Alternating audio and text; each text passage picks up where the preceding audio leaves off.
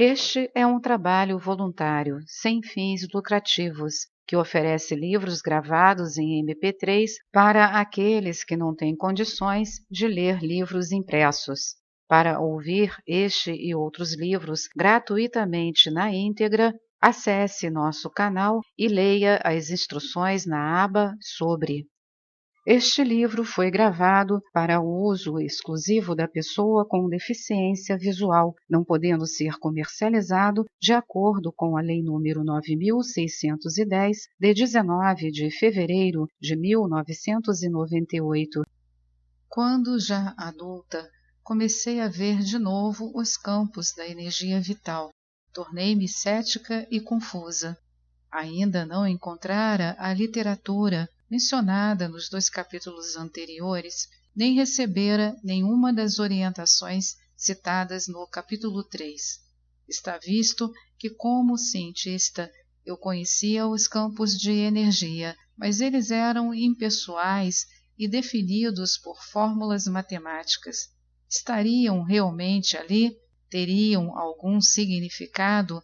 Não estaria eu fabricando minhas experiências? Seria aquilo mera suposição de que a coisa existia só porque eu queria que ela existisse, ou eu estava experimentando outra dimensão da realidade dotada de significado, ordenada e sumamente útil à compreensão das circunstâncias da minha vida atual e com efeito da vida como um todo? Eu já lera a respeito dos milagres de antanho, mas todos tinham acontecido no passado a alguém que eu não conhecia. Muita coisa parecia boato e fantasia. A parte da física que havia em mim precisava de observação e de controle para provar que esses fenômenos eram reais ou irreais. Por isso, comecei a colidir dados, isto é, experiências pessoais, a fim de ver se ajustavam a alguma forma ou sistema lógico, como se ajusta o mundo físico. Eu acreditava, como Einstein, que Deus não joga dados com o universo. Descobri que os fenômenos que eu observava eram muito parecidos com o mundo com o qual eu estava familiarizada, bem ordenado na forma, no formato e na cor, e claramente baseado em relações de causa e efeito. Mas havia sempre algo mais ali, alguma coisa que continuava desconhecida, inexplicável, um mistério. Cheguei a compreender quão tediosa seria a vida sem o mistério desconhecido que vivia dançante diante de nós à medida que nos movíamos através do quê? Do tempo e do espaço?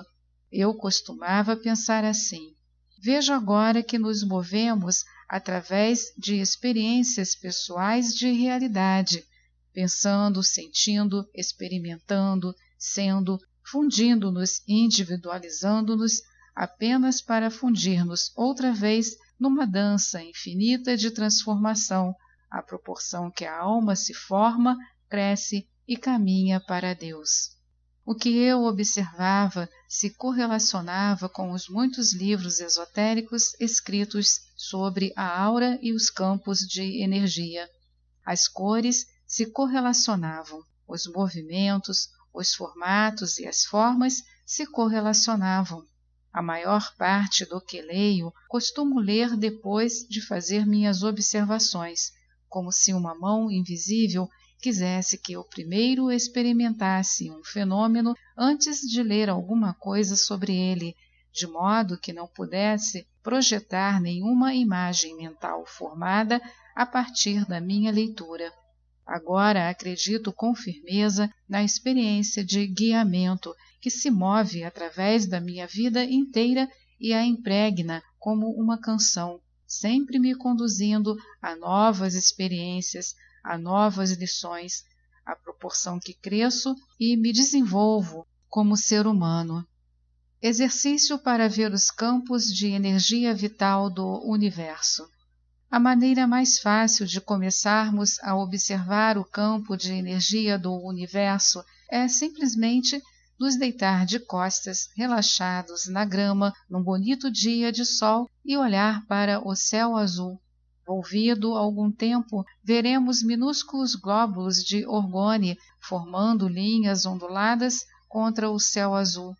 Parecem minúsculas bolinhas brancas, às vezes com um ponto preto, que surgem por um segundo ou dois, deixam um ligeiro traço e tornam a desaparecer.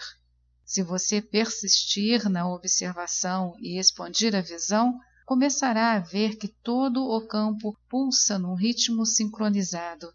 Nos dias de sol, as minúsculas bolinhas de energia brilhantes movem-se depressa. Nos dias enevoados, mais translúcidas, movem-se devagar e são em menor número. Numa cidade envolta em névoa e fumaça, são menos abundantes, escuras e movem-se muito devagar. Estão subcarregadas. Os glóbulos mais numerosos e mais brilhantemente carregados que já observei foi nos Alpes suíços, onde há muitos dias ensolarados e a neve cobre tudo com densas correntes. Aparentemente, a luz do sol carrega os glóbulos. Agora transfira o olhar para a borda dos cimos das árvores erguidas contra o céu azul. Verá uma névoa fina ao redor delas.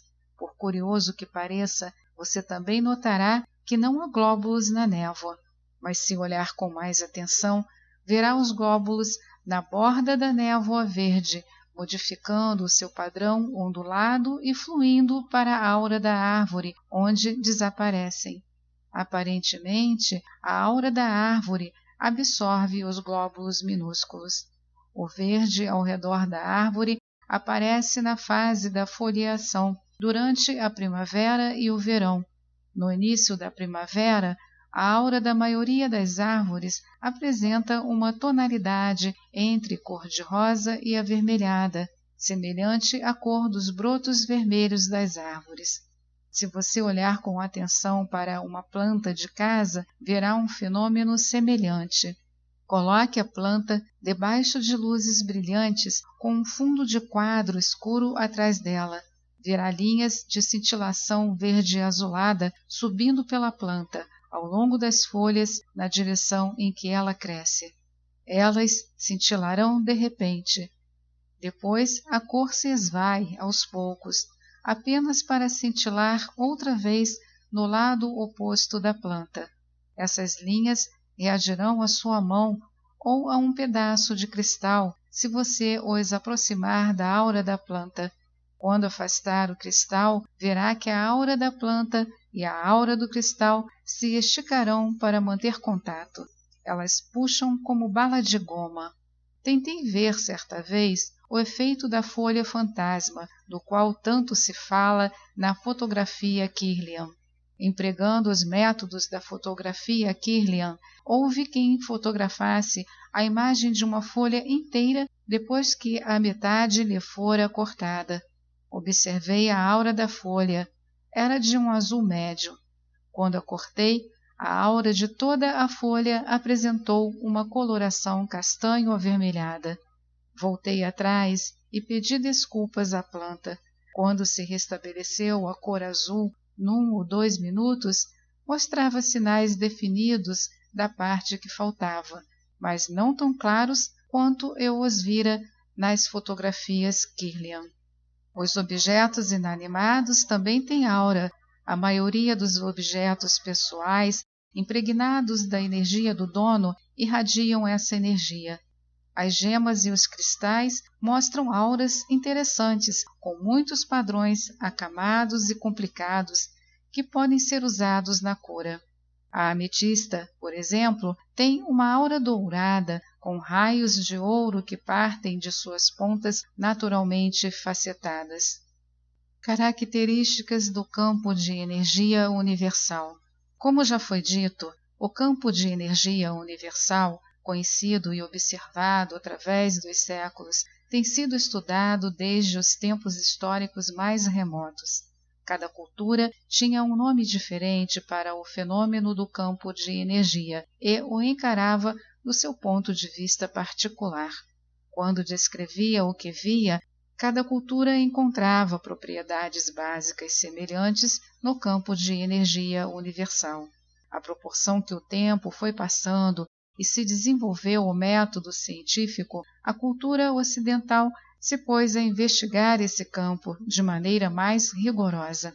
À medida que o estado da arte do nosso equipamento científico se torna mais sofisticado, habilitamo-nos para medir qualidades mais finas do campo de energia universal. Dessas investigações, podemos conjurar que esse campo se compõe, provavelmente, de uma energia ainda não definida pela ciência ocidental, ou, possivelmente, de uma matéria de substância mais fina do que a que geralmente julgamos participar da constituição da matéria. Se definirmos a matéria como energia condensada, o campo de energia universal poderá existir entre o que, presentemente, se considera o reino da matéria e o reino da energia. Como já vimos, alguns cientistas chamam ao fenômeno de bioplasma. O Dr. John White e o Dr. Stanley Kepler enumeram muitas propriedades do campo de energia universal. Ele impregna todo o espaço, os objetos animados e inanimados, e liga todos eles uns aos outros, flui de um objeto para outro, e sua densidade varia na razão inversa da distância da sua origem. Também obedece às leis da indutância harmônica e da ressonância simpática. O fenômeno que ocorre quando você bate num diapasão e outro, perto dele, entra a vibrar na mesma frequência, emitindo o mesmo som.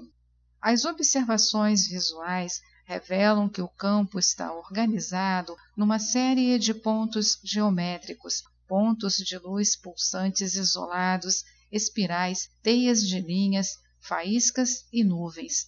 Pulsa e pode ser sentido pelo toque, pelo gosto, pelo cheiro e com um som e uma luminosidade perceptíveis aos sentidos mais elevados. Afirmam os pesquisadores desse campo que o campo de energia universal é basicamente sinérgico, o que supõe a ação simultânea de agências separadas que, juntas, têm um efeito total maior do que a soma dos efeitos individuais. Esse campo é o oposto da entropia, termo usado para descrever o fenômeno da lenta decadência que tão comumente observamos na realidade física, a destruição da forma e da ordem. O campo de energia universal tem um efeito organizador sobre a matéria e constrói formas. Parece existir em mais de 3 dimensões. Quaisquer mudanças que ocorrem no mundo material são precedidas de mudança nesse campo. O campo está sempre associado a alguma forma de consciência, que vai desde a mais altamente desenvolvida até a mais primitiva. A consciência altamente desenvolvida se associa às vibrações mais altas e aos níveis de energia. Nessas circunstâncias, vemos que, de alguma forma, o campo de energia universal não é tão diferente de tudo o mais que conhecemos na natureza.